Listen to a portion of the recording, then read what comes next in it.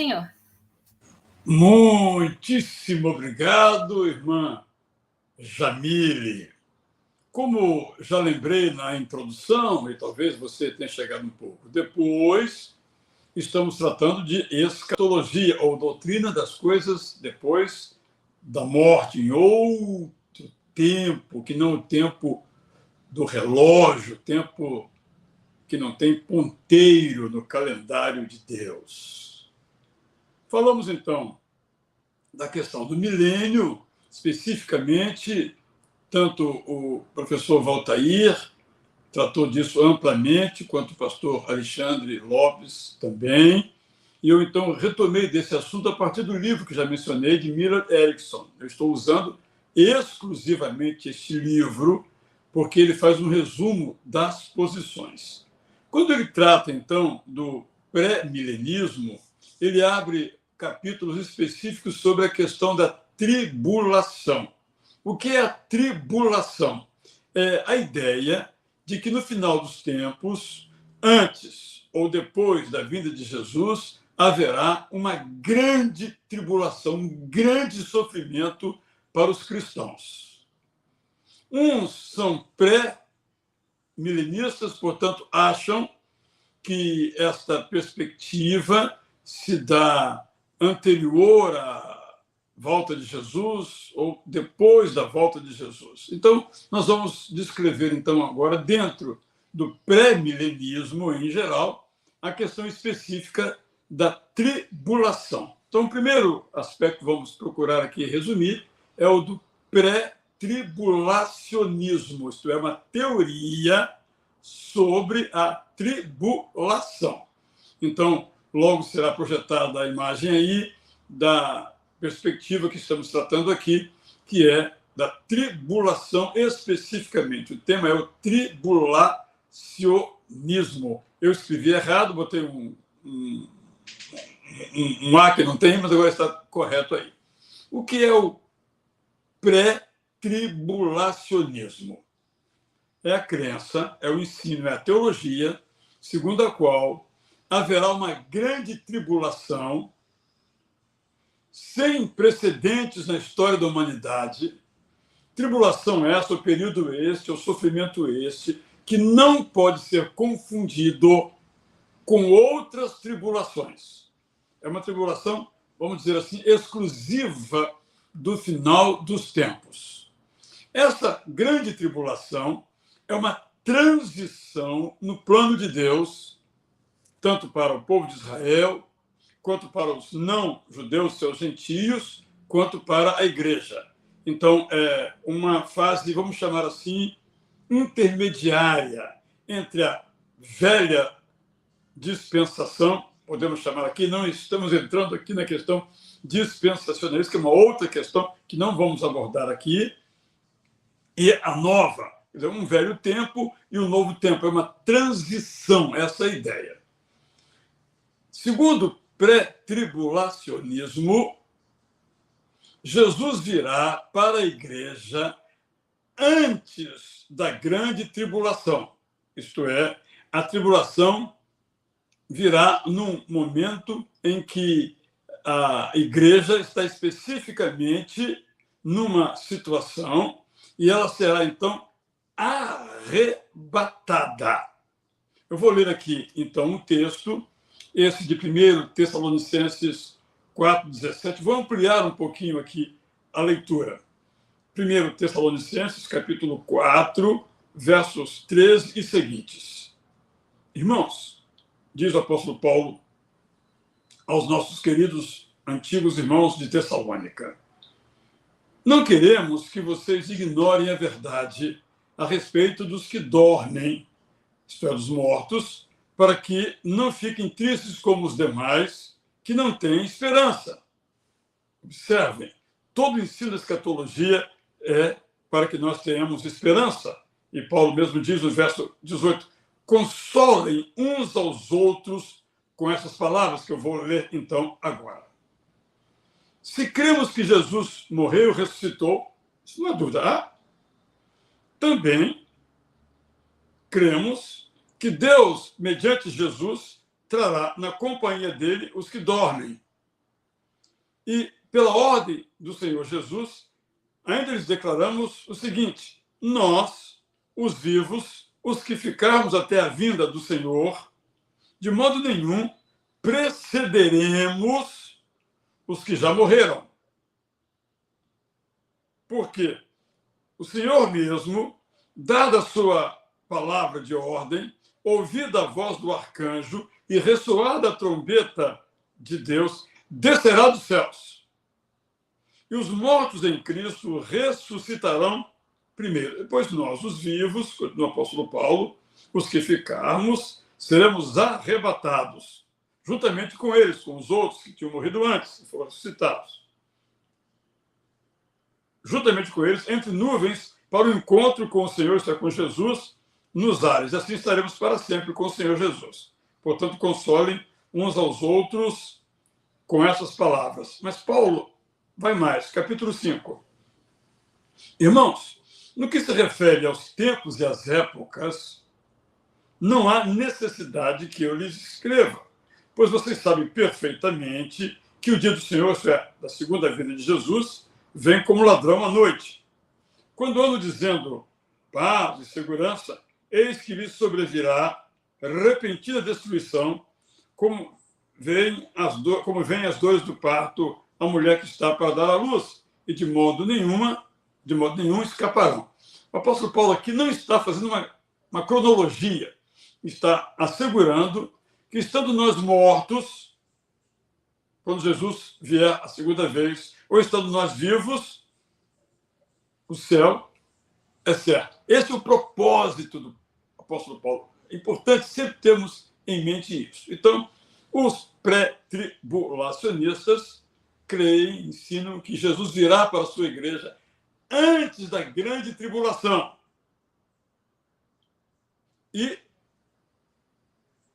arrebatará a igreja para ela não sofrer a grande tribulação. Mas ainda, Cristo não descerá completamente à terra, como fará na segunda vinda. Diríamos assim que há duas segundas vindas, uma incompleta e aquela outra completa, quando haverá o juízo final. Nesse caso, ele virá com a igreja, descendo sobre o Monte das Oliveiras, em Jerusalém.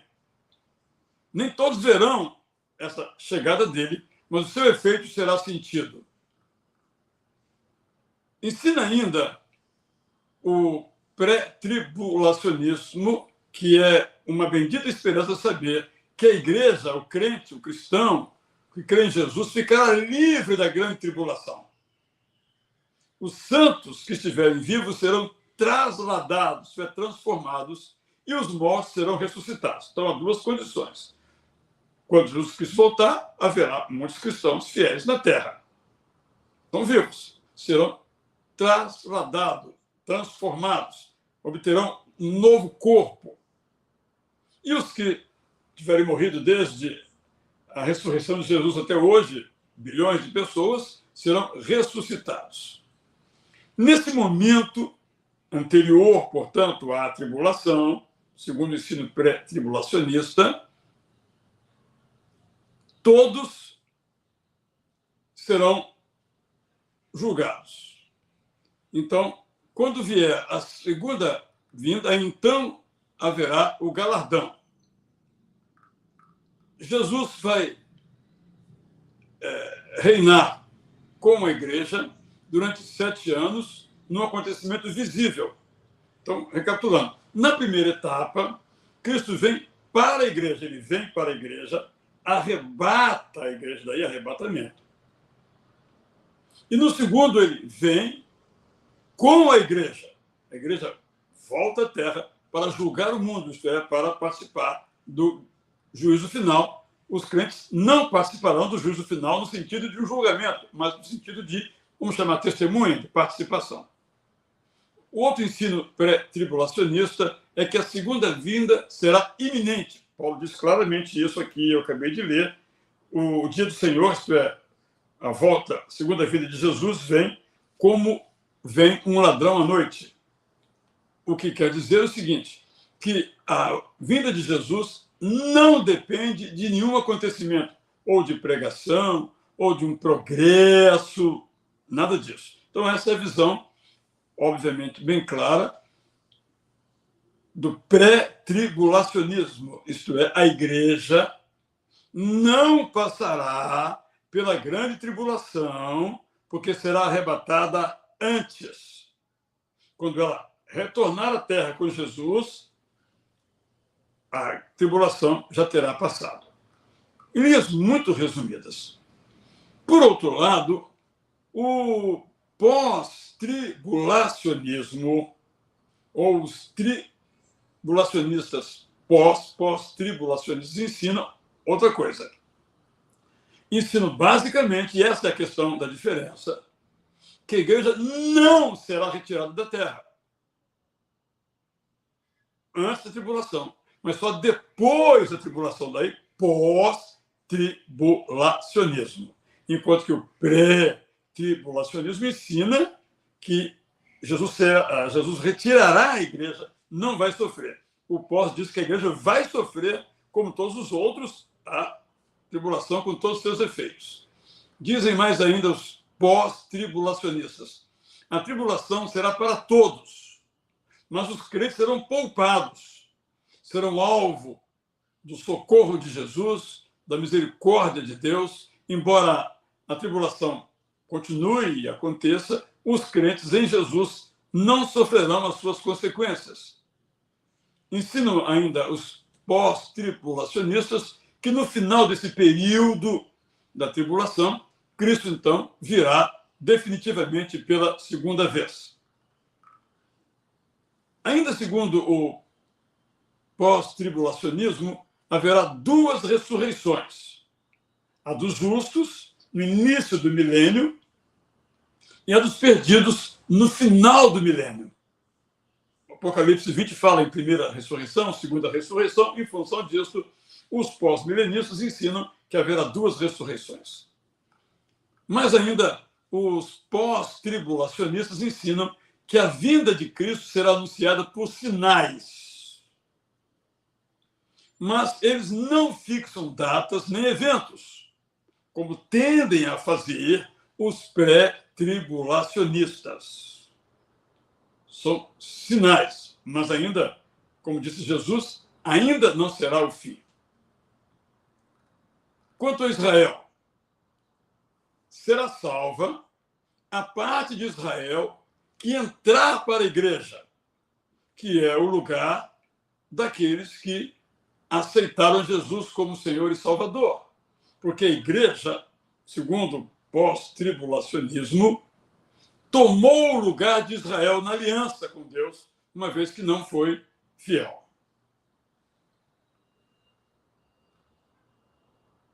Mas ainda, quando Cristo voltar, os crentes vão se encontrar com ele nos ares e serão levados então para o céu. Basicamente, a diferença entre o pré e o pós-tribulacionismo é o papel da igreja e de Israel. Basicamente, são estas as questões que dividem pré e pós-tribulacionistas. Aí você vai perguntar, mas espera aí, qual é o certo? O que a Bíblia ensina? E eu tenho que ser muito claro com os irmãos, embora pretenda apresentar um pouco da minha perspectiva de escatologia na semana que vem, num conjunto de ensinos, não só apenas a questão do milênio. Devo aduzir o seguinte: o propósito, tanto no Apocalipse, quanto nos textos de Paulo, quanto nas palavras de Jesus, dos ensinos sobre o final dos tempos, é um propósito de consolação, de conforto, para afirmar aquilo que é essencial. Jesus veio, virá pela segunda vez, e ele julgará a todos, e nós passaremos com ele no céu a eternidade. Basicamente é isso, e nisso todos estão plenamente de acordo. As discordâncias são: esse milênio de que tipo é? Ele é real ou ele é figurado? Ele existe ou não existe, a grande tribulação, como se caracteriza dentro disso. Mas nós temos que ter a humildade, quero insistir nesse ponto, de dizer que as interpretações podem variar. Mas estamos aqui, eu diria o seguinte, pós-tribulacionismo, essas duas perspectivas são notas de rodapé na grande teologia. E nós não podemos, vamos dizer assim, brigar por notas de rodapé.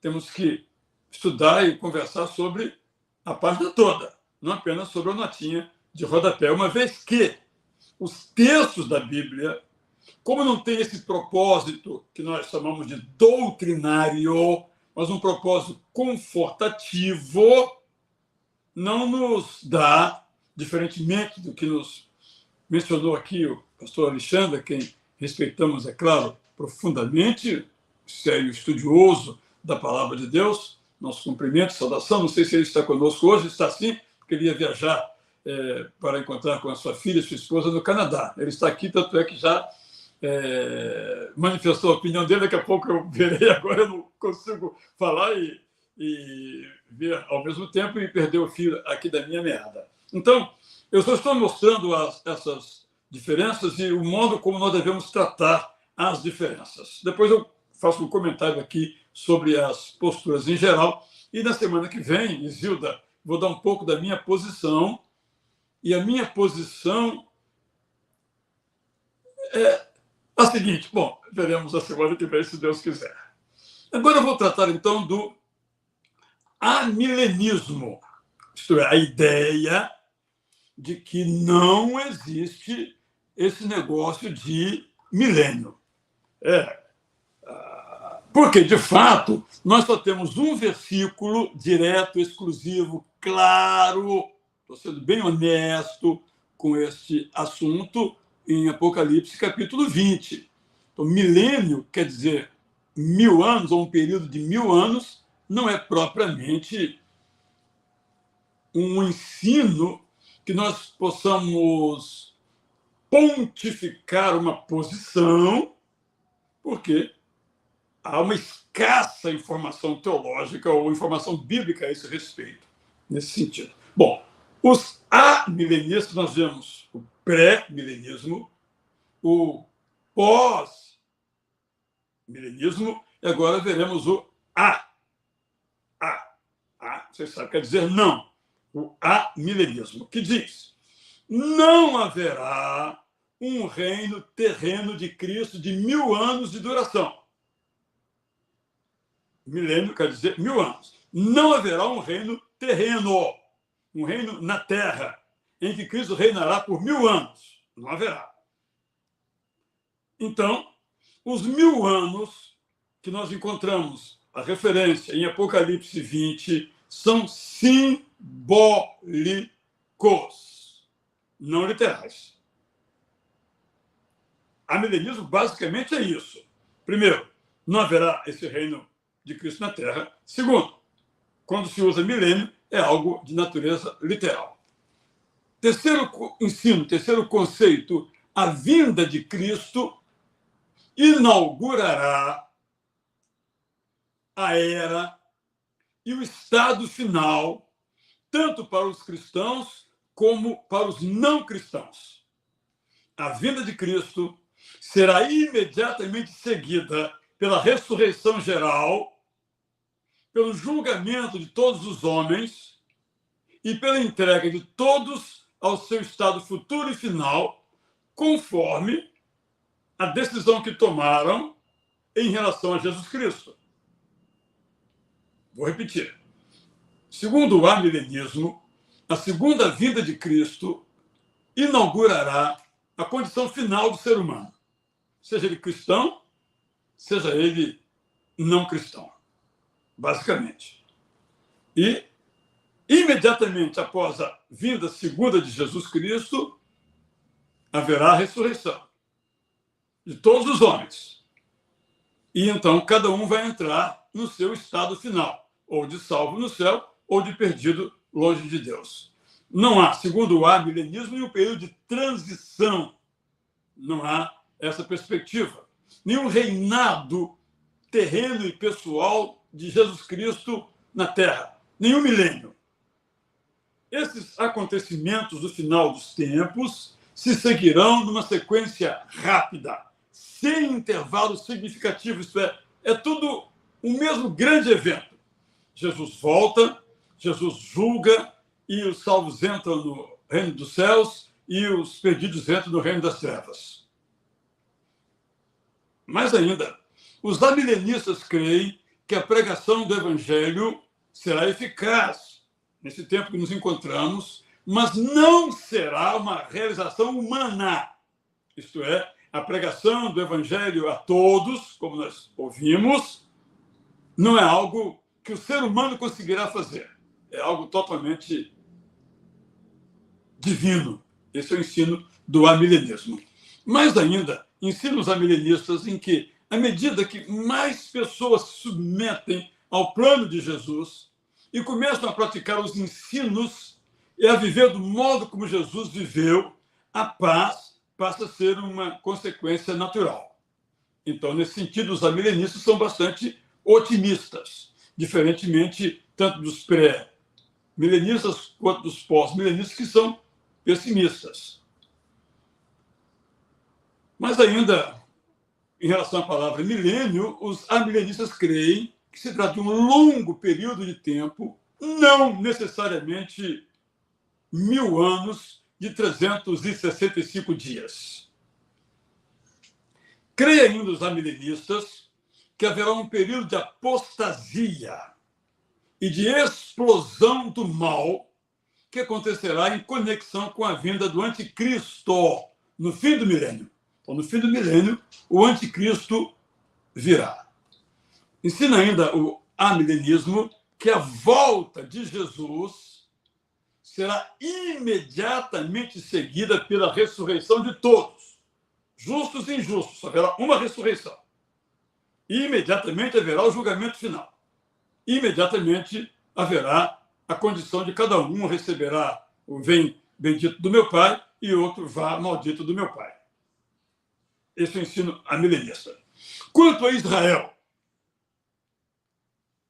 as profecias que ainda não foram cumpridas prevêem que grande número de judeus se converterá e entrará na igreja do mesmo modo que qualquer cristão. Porque, como salientou várias vezes o professor Valtair, bem como também o disse o professor Alexandre Lopes, a única maneira de alguém, judeu ou não, entrar no céu é através de Jesus Cristo, que é o caminho, a verdade e a vida. Muito otimista, dizem ainda os amilenistas, que através da pregação do evangelho, o mundo será cristianizado. E com isso, então, acontecerão a paz e todos os fenômenos mencionados por Jesus quando fala do reino de Deus. Basicamente, esse é o ensino amilenista. Bem, e o Israel acredita em quê? Aí, para eu dar a minha resposta, eu preciso colocar alguns pressupostos. Um dos grandes problemas nossos se chama tempo. Como entender o tempo hoje e o tempo no final dos tempos. A palavra tempo, como entendê-lo, mas isso vai ser objeto das minhas considerações. Prometo ser bem sintético, bem didático, bem claro, quando fizer o resumo do resumo do resumo, e nesse resumo do resumo do resumo, a minha perspectiva. Agora, então, eu vou comentar aqui o que foi dito. Eu vou abrir, então, para o senhor com o meu braço aqui estendido, abrir aqui os comentários de todos. Quero agradecer as várias menções, orações em nosso favor. Muitíssimo obrigado. Aí. A Isilda pergunta o seguinte: existe indicação de sinais para se distinguir essa tribulação de outras tribulações? Basicamente, o que nós temos, Isilda, são as palavras de Jesus quando, em Mateus 24, ele prega o chamado Sermão das Dores, ou Sermão do Final dos Tempos. É claro que ali temos uma dificuldade, porque às vezes Jesus está falando de Jerusalém, e já se cumpriu, e às vezes está falando do final dos tempos que ainda vai se cumprir. Eu entendo que o que aconteceu com Jerusalém é um prenúncio do que vai acontecer no final dos tempos. Nesse sentido, podemos aplicar ao final dos tempos tudo aquilo que aconteceu, de fato, em Jerusalém, como Jesus previamente anunciou que aconteceria. Então, os sinais são os sinais. Só não podemos entender que os sinais sejam definitivos, porque os sinais têm algum elemento de subjetividade. Por exemplo, Isilda, uma pessoa querida nossa morre. Como nós reagimos a essa morte? Podemos dizer, o Senhor o levou, bendito seja o nome do Senhor. Outro vai dizer, Deus não ouviu a minha oração. É o mesmo fato. De igual modo, isso acontece com os sinais. Por exemplo, haverá terremotos, muitos terremotos, mas não está dito quantos terremotos. Então, é muito problemático tomarmos eventos que nós vivenciamos agora e dizermos que eles mostram a proximidade da volta de Jesus, que está sempre próxima. Nós veremos, o pastor Walter mostrou muito claramente, quando Jesus volta, ele já inaugura o tempo do fim. É chegado o reino de Deus. Tempo do fim. Nós estamos no tempo do fim. Mas isso nós vamos mais adiante prosseguindo. O Alexandre, justificando possivelmente uma perspectiva, eu não pude captar, diz que Deus não nos destinou para a ira. O Alexandre pudesse explicar. Eu imagino que ele esteja dizendo, mas eu gostaria que ele pudesse explicitar, afinal, para eu poder, então, comentar. Isso, ele fez uma parte do versículo, está claríssimo, não preciso ler na íntegra. A Maria Glaucia Magalhães diz o seguinte, em Apocalipse 1,7, diz, eis que ele vem com as nuvens e todo olho o verá, até mesmo aqueles que o transpassaram, e todos os povos da terra se lamentarão por causa dele. Assim será. Não há nenhuma dúvida. A pergunta é, antes da grande tribulação ou depois da grande tribulação, no caso da questão tribulacionista. Vamos ouvir aqui, então, ainda... ela pergunta, como se dará isso? Será por meio da tecnologia que temos? Esse é um sonho, não é, Glaucia? Nenhum de nós sabe. Como é que todo o olho verá? Muito possivelmente, o conhecimento que hoje nós vamos detendo, se é que é esse o sentido, permite que hoje um evento local seja visto pelo mundo inteiro. É uma possibilidade, mas o texto não nos autoriza a pensar deste modo, apenas diz que todo olho verá.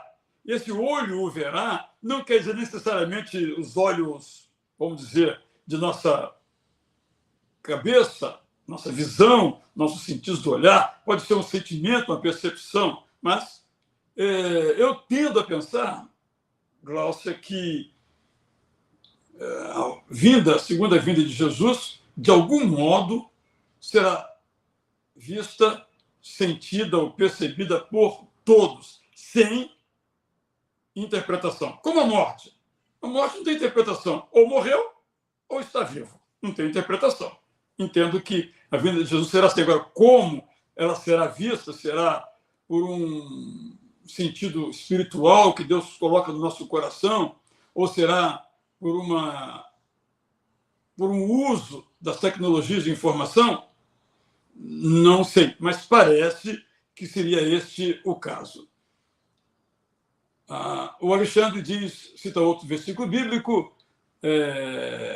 que Jesus nos guardará da hora da tentação. Suponho que o Alexandre tem uma visão acerca da tribulação, mas assim que ele mencionar aqui, eu leio, eu não posso interpretar por ele.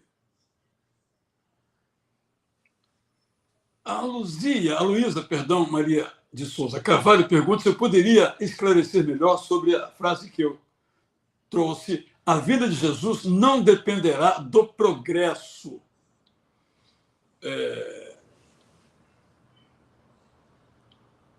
Há dois lados com relação a este ponto. É muito interessante, porque aqueles que defendem a ideia de um milênio real ensinam, de algum modo, que esse milênio começará depois que toda a terra for evangelizada.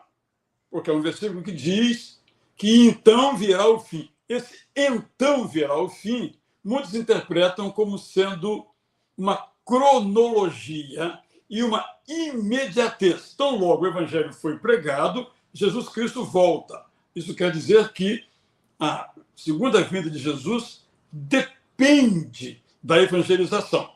Neste caso, estamos percebendo que Deus está amarrado ao nosso trabalho. Vamos dizer assim, se nós pararmos de evangelizar, Jesus não volta pela segunda vez.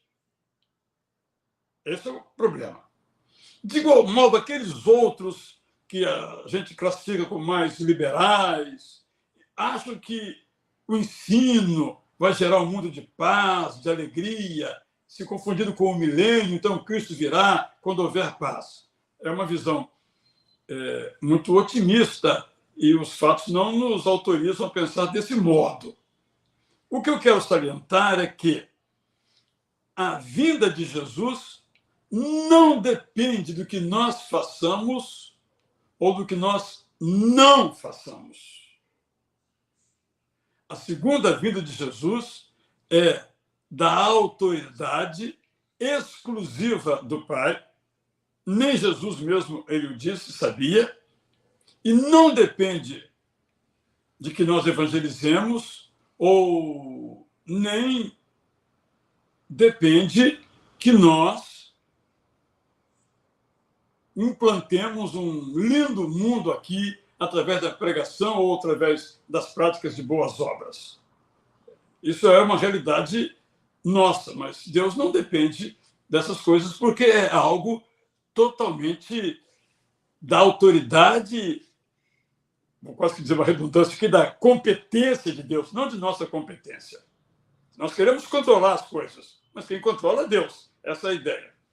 A Mônica Benarros pergunta o seguinte, eu fico me perguntando, qual a relevância desse assunto? Bem, eu já, inclusive, Mônica, abri exatamente com essa perspectiva. Por exemplo, Mônica, quando nós olhamos hoje para o mundo, nós somos tomados de uma grande tristeza. E como Jesus disse, o mundo jaz no maligno.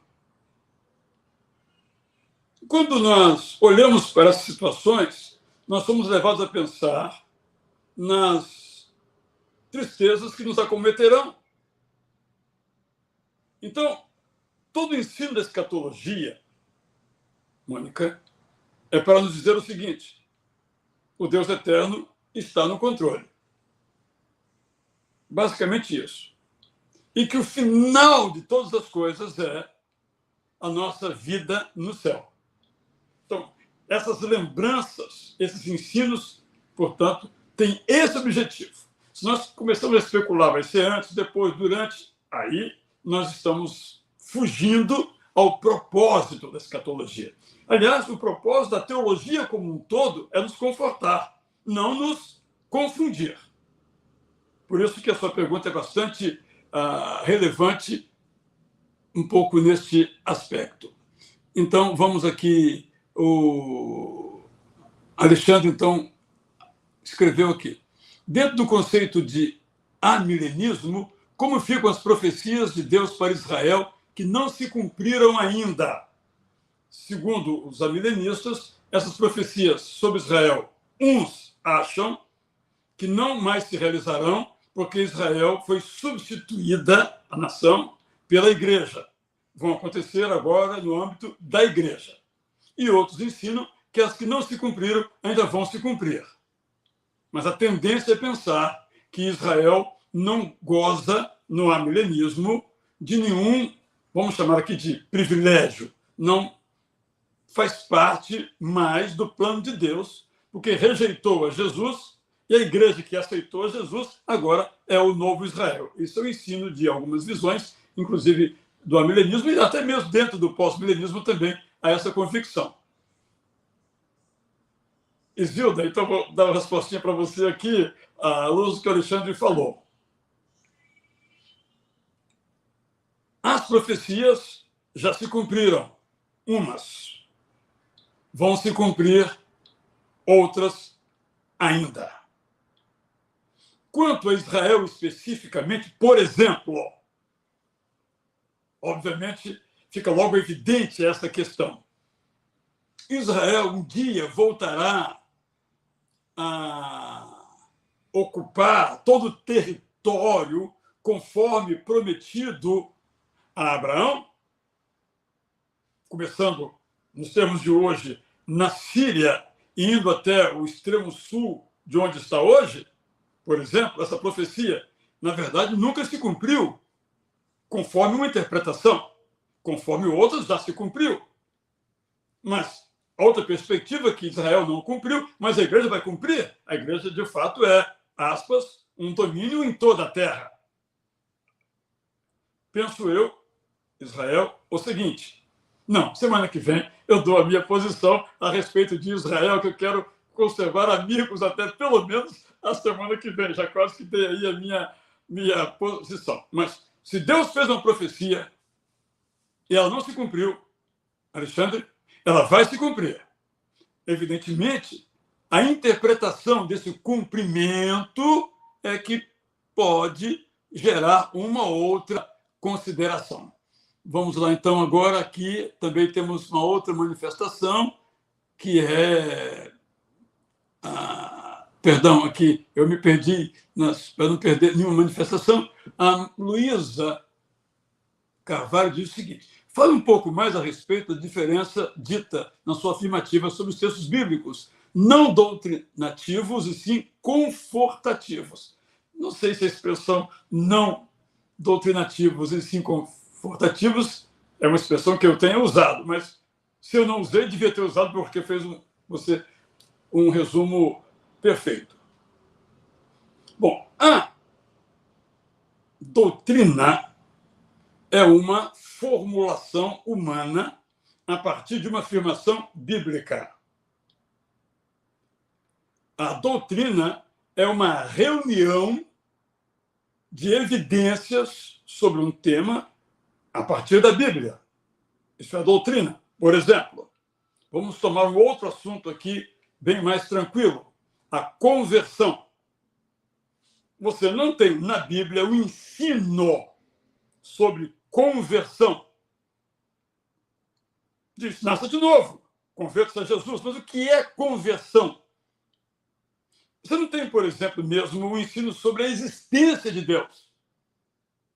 Você não tem o ensino sobre o que é a fé, porque esse não é o propósito da Bíblia. Então você começa a juntar os versículos. Olha, sobre a fé, a Bíblia diz o seguinte: logo podemos então concluir e resumir. Aí surge então uma doutrina.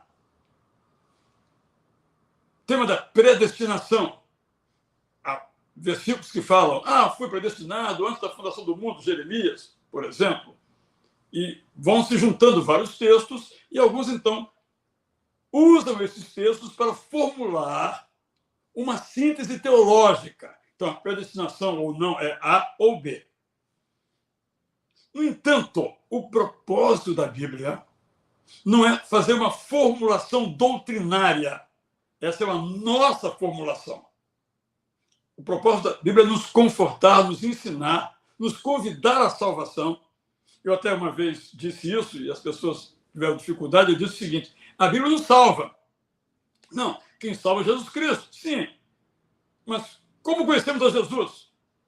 Através da Bíblia. Então, nesse sentido, a Bíblia não salva. Só para entendermos um pouco do que eu estou aqui mencionando. Então, quando nós pegamos um texto bíblico, como Paulo claramente mostra e diz isso, para o nosso conforto, todo o Apocalipse foi escrito para nos confortar. Por quê? A igreja estava em perseguição, achando que é melhor desanimar, E o Apocalipse diz, ser fiel até a morte, ser fiel até a morte. Esse é o propósito do Apocalipse.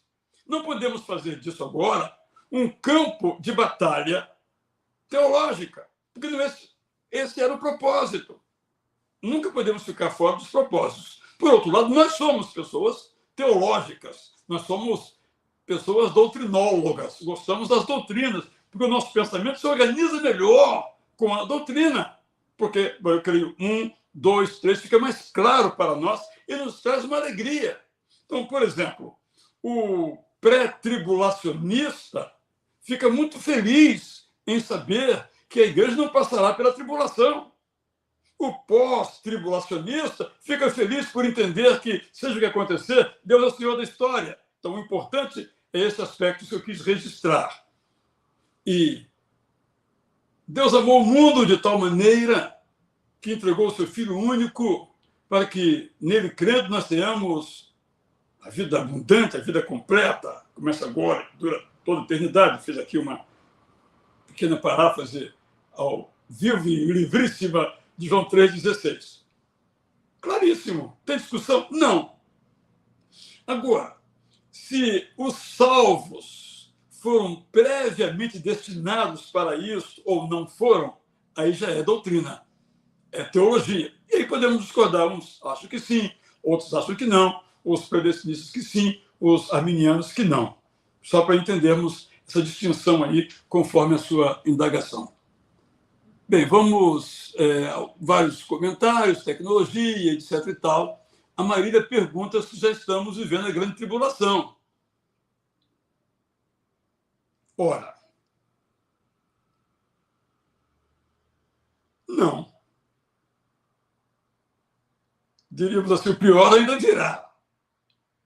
Esses tempos que estamos vivendo apenas pronunciam a grande tribulação. Mas quando a grande tribulação existir, crentes e não crentes perceberão a grande tribulação.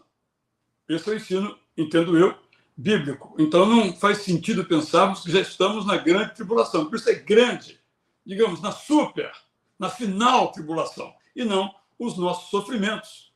Porque nós temos tribulações, mas temos alegrias também. E a grande tribulação é um aperto total em que não há alegria, nesse sentido. A Mônica esclarece, então, que está falando sobre o milênio e não sobre escatologia. Obrigado, Mônica. E tudo que eu falei, então, por favor, aplica aí ao tema do milênio. De fato, Mônica, é muito temerário a gente formular doutrinas sobre o milênio. Lembram-se quando eu mencionei o fato de que há uma frase de Jesus, os seus anjos lá no céu, e daí alguém desenvolver a ideia do anjo da guarda? Eu acho que é muito pouco. É o meu caso com o galardão. A referência a galardão é muito pouca para formularmos uma teologia acerca do galardão, uma galardologia. Nós temos que ser honestos, não há essa referência para que nós possamos formular uma teologia sem ir além do propósito. Esse é o ponto que eu quero sempre insistir. Nós não podemos ir além do propósito do texto. Obrigado. O Alexandre está dizendo que a tribulação não é para a igreja. Então ele acredita que a igreja ficará livre da tribulação, mas será para o mundo. É uma visão, como nós já anteriormente comentamos. A Luísa nos traz uma sugestão aqui de natureza missiológica, que eu vou guardar e voltarei no final. Jamile, me lembra aí, caso eu esqueça, e coloca isso no final. Alexandre Lopes, examinando vários textos dos profetas de Israel, podemos ver que a septuagésima, Alexandre, não complica a minha vida, não. A 70ª semana da profecia de Daniel é para o povo do profeta, o povo de Israel. Pessoalmente, Alexandre, eu entendo que as 70 semanas são 70 anos que o povo judeu, Judá, ficou na Babilônia. Agora, as pessoas vão aplicando essas 70 semanas a um outro aspecto, aí alguns até datam o nascimento de Jesus com base no profeta Daniel. Eu não tenho essa perspectiva de que Deus colocou uma espécie de mapa, uma espécie de calendário escondido, que nós temos que cavalcar, então descobrir com esse calendário, e Deus agora vai andar conforme esse calendário. Eu já estou dando aqui uma posição bastante clara a este respeito. Leda Meinhardt. Os salvos irão para os céus e os não salvos para o inferno. Nosso planeta, ela afirmou, não sei se é uma pergunta, nosso planeta se extinguirá? No amilenismo haverá salvação para os crentes na Terra. Todos os pensadores cristãos, Leda, exceto os chamados liberais, que são todos amilenistas, acreditam, os teólogos cristãos, que a Terra desaparecerá. O céu tomará o lugar da Terra, nesse sentido, porque nós não viveremos no céu, mas na Terra. Os chamados liberais acreditam que Jesus virá uma segunda vez, ou nós vamos produzir condições na Terra que transformarão essa Terra num paraíso, num céu, e que não haverá um céu extraterrestre, digamos assim, ou fora da realidade humana. É uma convicção de muitos. No meu caso, eu confesso a você que eu também gostaria de crer nisso, Leda. Seria tão bom, né? Ser humano bacana, amoroso, fraterno, cuidando dos outros, dos pobres, acabando com a desigualdade. Então, seria o céu aqui. No entanto, os meus olhos não veem isso. Os meus olhos veem que haverá um novo céu. E esse novo céu será como uma nova terra, usando aqui a expressão de Isaías. Alexandre diz que no milênio haverá evangelização. O fim é no final do milênio. Está clara a posição aí do nosso querido Alexandre. Obviamente, nós estamos aqui sempre conversando numa linha bem respeitosa. O Alexandre diz que 30% da Bíblia são de profecias de Deus. E Alexandre falou de provocar. E desses 30%, 90% são poesia. Pega Isaías, poesia. Não é? É um desafio, porque ler poesia não é teologia. Usando a sua expressão, não temos como ser literalista. O cordeiro e o leão se sentarão juntos. Como fazer isso de modo literal? A Maria Glaucia diz que João viu um novo céu e uma nova terra. Essa nova terra será a nossa habitação final? Penso que sim. Haverá uma coisa só, que é um novo céu e uma nova terra. Tudo igual, onde Deus é o Senhor. O que é o céu? Céu é uma condição, um lugar. Há um grande sermão do Rubens Lopes, cujo título é Por que o céu é melhor? E começa assim. A H.G. Wells disse que o céu é uma grossa pândega. Mas ele vai continuando, ele diz, para mim, o céu é um lugar, não uma condição. Por que o céu é um lugar? Aí ele começa a citar os textos bíblicos que falam do céu como um lugar. Então, quem puder ouvir esse sermão aí, talvez se encontre na internet, foi, na época, um LP que foi feito, eu acordava com esse sermão na minha casa, meu pai colocava isso, estou falando aí, portanto, aí de uns, deixa para lá, 60 e tantos anos. Mas essa é uma perspectiva. Então, o que eu posso dizer é o seguinte, haverá um lugar só, chamado céu, um lugar em que Deus está presente. Haverá um segundo lugar, onde Deus não estará presente, chamado de inferno. O inferno é real. Viver na presença de Deus é uma realidade, com muitas alegrias. E viver sem a presença de Deus é uma realidade. Tristeza para sempre. O nome que a gente vem a dar não é tão relevante. O relevante é presença de Deus, indiscutível. E outro é a ausência de Deus, como estados em que nós temos a possibilidade de seguir aqui. O que viria a ser igreja para o apóstolo? Imagino que elas têm se referido aos textos citados do apóstolo Paulo. Paulo tinha duas visões lidas sobre a igreja. A igreja eclésia, local em Tessalônica, a igreja em Corinto. E, ao mesmo tempo, ele fala de uma outra igreja que chamaríamos nós de igreja universal, com letra minúscula, é claro, uma igreja invisível. Paulo fala disso. Então, quando ele fala que nós seremos arrebatados, ele não fala aos Tessalonicenses que eles, os Tessalonicenses, serão arrebatados, mas todos aqueles que creram em Jesus. Esse é o sentido. Então, a igreja é a comunidade de todos os que aceitam Jesus em todos os tempos, chamada na teologia sistemática batista de igreja invisível ou igreja universal, mas a palavra acabou sendo um pouco difícil de se entender.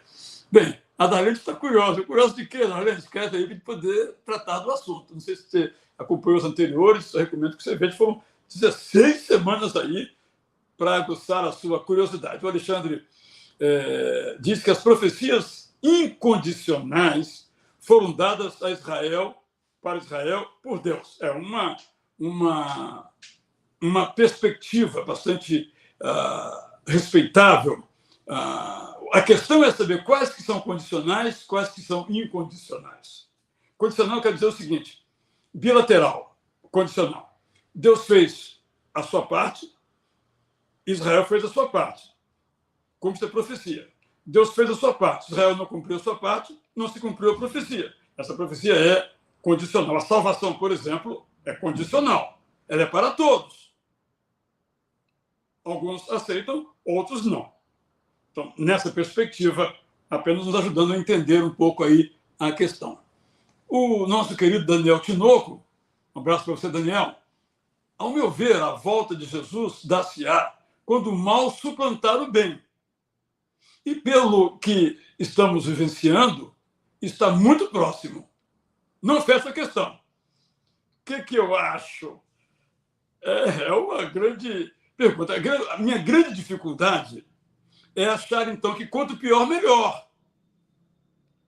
Então, vamos cruzar os braços, não vamos evangelizar, não vamos fazer boas obras, porque piorando logo isso daqui, ficando uma bagunça pior do que já está, então o mal prevalece e o bem que é Jesus vem. Essa é a minha preocupação. Então, não acredito que nós sejamos os autores intelectuais da volta de Cristo. Essa é uma decisão unilateral de Deus. Os sinais que ele colocou é para que esse objetivo nós ficarmos atentos. Não para dizer, bem, esse sinal se cumpriu, fazer uma planilha no Excel e colocar esse sinal se cumpriu, esse não se cumpriu, esse se cumpriu. Porque não temos como saber isso. Vou dar um exemplo. A besta, ou o anticristo. Quem é a besta? Cada século disse qual era. Muitos disseram que era o Papa. Claro que protestantes. E muitos católicos disseram que era Lutero. Entramos no embate. Acho que não é isso. Não temos essa competência de dizer este é o anticristo, este não é. Jesus mesmo disse, muitos virão em meu nome. Mas, no fundo, são anticristos. Então, anticristo é a minha interpretação. Semana que vem vocês podem perguntar à vontade, caso eu consiga chegar lá. É todo aquele que está contra Cristo. Tem ele poder ou não tenha poder. Uns serão com letra maiúscula e outros serão com letras minúsculas. A Penha Portelar, que bom, não sei o que é o bom que ela está falando aí, porque eu não posso acompanhar ao mesmo tempo o estágio em que nos encontramos lá. Bem, Daniel 9:27, diz o Alexandre, fala do momento em que o governo do anticristo se inicia, segundo uma interpretação, né, Alexandre? A Darlene Costa diz, eu concordo com, no caso comigo, ainda não estamos na grande tribulação, o pior ainda virá. Porque nós temos um mal predominante, o mundo jaz no maligno ao tempo de Jesus, estamos aqui praticamente 2000 anos depois. Mas, ao mesmo tempo, temos tantas maravilhas. Nós temos missionários que sacrificam suas vidas. Nós temos serviços que alimentam os famintos. Tem coisa bonita na história, não temos só coisa ruim. Então, é bom a gente ter em mente que nós não estamos na grande tribulação. Alguns de nós não sofremos, exceto as coisas normais da vida. Mas a grande tribulação é um fenômeno de natureza, vamos chamar aqui, mundial, que vai alcançar a todos. Bem, vamos aqui prosseguir. O Alexandre tem uma interpretação, 70 semanas, de 7 anos, 490 anos, é uma visão futurística. A minha chamaria de preterística, se aplicou ao povo de Judá e se cumpriu quando o povo de Judá retornou à sua terra, saindo do cativeiro. Mônica, tem muita gente que lê Cordeiro e Leão juntos como literal. Ainda bem que isso não implica na fé salvadora. Bom, está dado aí o recado. Ela pergunta se fogo e enxofre é também uma metáfora. Mônica Benarroz, eu sempre achei que você fosse minha amiga. Como é que você faz uma pergunta dessa natureza? Eu penso que são expressões humanas acerca de uma realidade. Enxofre, fogo, são metáforas, assim eu creio, para o grande sofrimento da ausência de Deus na vida de uma pessoa. Pensar, então, em céu, já que estamos nesse campo aqui, como um lugar em que as ruas são de ouro, eu penso que é apequenar o céu. Porque para nós, ouro é o que tem de mais caro, digamos assim. E exatamente o autor colocou isso, não para dizer que as ruas sejam de ouro, literalmente, mas para dizer que no céu, o que aqui vale muito, lá não vale absolutamente nada. Lá é paralelepípedo, é para calçar a estrada e passar gente e passar carro. Acho que é muito mais rico do que pensar nessas coisas em termos literalistas. Embora, claro, respeitemos completamente isso. A pergunta é, se é literal, onde é que fica o céu, né? E onde é que fica o inferno, literalmente falando? Aí nós temos uma grande dificuldade. Há um outro planeta ou sistema, ou outra galáxia em que o céu exista. Então, são questões que uma afirmativa coloca e temos que responder uma responder também a outras. Obrigado, Mônica. Eu vou tirar você da minha lista de amigos. Não vou lhe convidar para meus 80 anos, porque você colocou para mim aqui uma casca de banana. Só uma brincadeira. A Luísa pergunta o seguinte: repita o nome do sermão e o respectivo pastor que o proferiu. Eu agora preciso ser recordado do que foi que eu mencionei. Eu estava me referindo, eu fiz referência aqui ao sermão de Jesus em Mateus 24. Se eu falei de outro pastor que pregou um sermão, eu não me lembro. Então, me ajuda aqui a refrescar minha pobre memória. Getúlio, o que o senhor me diz sobre a Agenda 2030, Agenda Mundial? Eu não conheço essa agenda, mas já houve a Agenda 2020, Agenda 2000, tudo bobagem. Eu não creio no negócio de conspiração, porque é uma conspiração no mundo, para isso, para aquilo. Eu não creio em nada disso. Eu creio na pervasividade do mal. Gostaria de não crer, mas eu creio na pervasividade do mal. Jesus disse, o mundo jaz no maligno. Mas não é só agora, gente. Ele disse isso. Ele não disse jazerá no maligno. Ele disse jaz. No século I, depois de Cristo, o mundo já estava no maligno. Ele já era o controlador. Só que ele vai perder. O Satanás, na verdade, não vai perder. Ele já perdeu. Ele está só dando uma estrebuchada. Ele já perdeu. Vencendo, vem Jesus. Para os batistas, hino 112, Marília Ira, do cantor cristão. Na verdade, é bom a gente ter esse elemento. Então, esse elemento de conspiração, eu não acredito nada disso. Eu acho que são essas classificações, essas etiquetas, são apenas para comprar a nossa adesão, mas tiram-nos da razão. Eu assim penso, você ouve tantas vezes antes, lembra dos protocolos do sábio de Sião? Há uma conspiração mundial. Eu não creio em nada disso. Nem precisa, o homem é tão mal que nem precisa conspirar, está sempre fazendo o mal. Então, a Glaucia diz, fogo e enxofre está bem claro para definir o lugar da existência sem Deus. Está claro aí. A Marília diz, eu já sei qual é a minha linha teológica. Olha, Marília, nem eu sei, você já sabe, Marília. Vou ter que... Então, você me passa, então, que eu repito na semana que vem. Brincadeira da parte com a querida. A Penha diz, isso é importante, Penha. Nós não podemos parar de anunciar Jesus como Senhor e Salvador. Porque todos aqueles que não foram convertidos podem vir a se converter. E o primeiro ponto é a pregação. Nós temos falhado nesse ponto. Eu acho que todos concordam comigo. Nós, às vezes, ficamos brigando aqui em torno de milênio, pré, pós,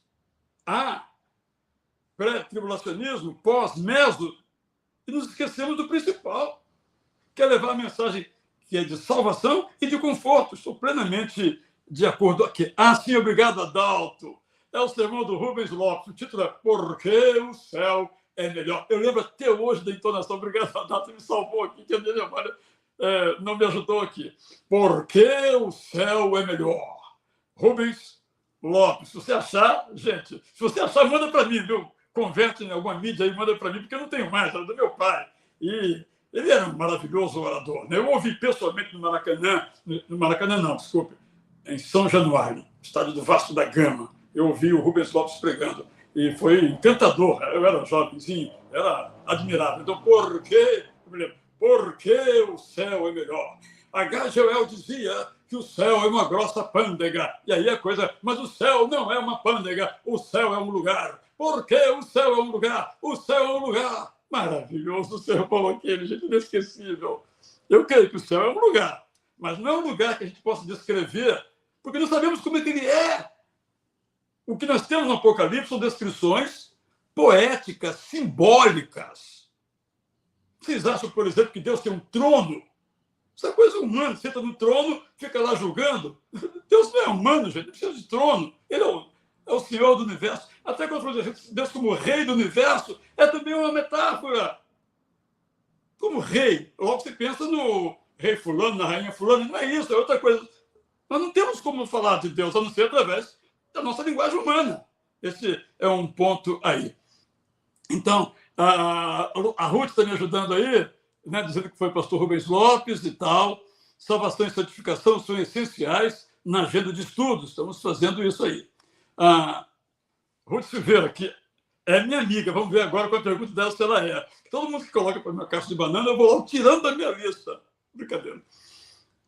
Considero que o amilenismo tem um furo muito grande. Se não acredita no milênio, como diz, no fim, o milênio. É uma dificuldade aí, mas, Ruth, palavras, né, que a gente emprega, as pessoas empregam em torno de existe um período de 1000 anos ou não existe um período de 1000 anos. Eu recomendo, portanto, para compreendermos o tema do milênio, o livro mencionado já foi até colocado aqui por nossa querida Jamile. Vou pedir ao nosso Rafael dos Santos de Lima para colocar a capa do livro do Miller Erickson. Gente, a gente às vezes gosta de... Eu, às vezes, sou chamado, eu preciso encerrar, que eu tenho um culto daqui a pouco, começando lá na igreja fisicamente. Nós somos chamados a ter opiniões. Devemos tê-la, mas temos que examinar. Esse livro nos ajuda tremendamente. Eu aprendi muito, porque ele fala de cada uma das posições e busca os pontos positivos, os pontos negativos. Bem, eu vou encerrar com o último comentário aqui da Esther Oliveira, nossa irmã em Cristo de Pernambuco. A vinda de Cristo está condicionada à pregação do Evangelho a todos os povos.